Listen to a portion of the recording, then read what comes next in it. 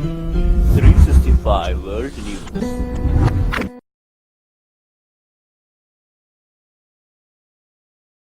We begin with the terrifying moments inside a high school in Kentucky. A student opening fire on classmates just as they were arriving for class.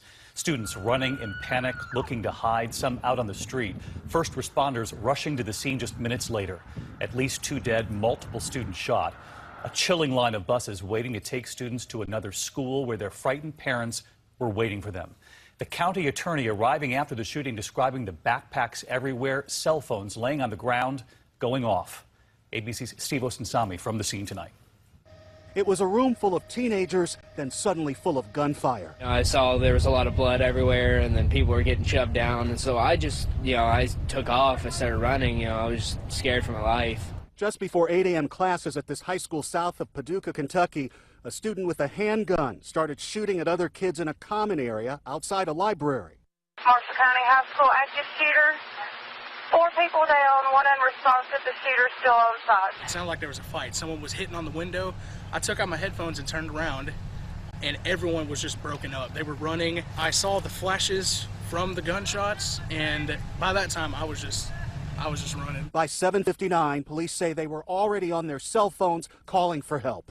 I was close enough to I got blood like all on my pants. It happened like right next to me. I just knew to start running because the shots were just so loud. More than 100 students were running for their lives into shops and offices next to the school, crying and screaming. A photographer from local station WPSD had just dropped off his daughter and shared live video of students escaping the scene. I just heard multiple gunshots come up, and my first instinct was just hit the ground. I hit the ground. I was talking to one of my buddies in the Commons, and he got shot in his chest. We ran out together, but I lost him. I don't know where he went.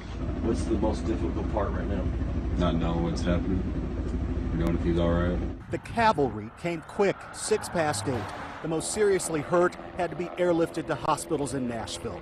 Police tonight tell us they've arrested a 15-year-old at the scene. That student will be charged with both murder and attempted murder.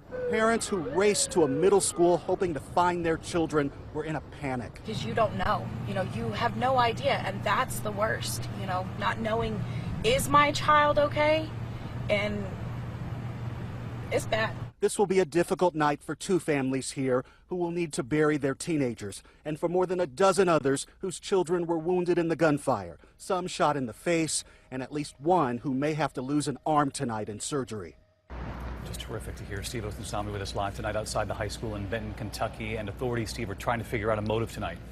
Absolutely, David. You see first responders still here behind me, and they've also been to the alleged shooter's home, talked to his parents. They tell us that he's a juvenile, so there's not much they can say about him at this point. There were many, many witnesses here at the high school who saw him. They all know who he is and tell us they're not sure what led to this. David? Steve Osunsami leading us off from Kentucky.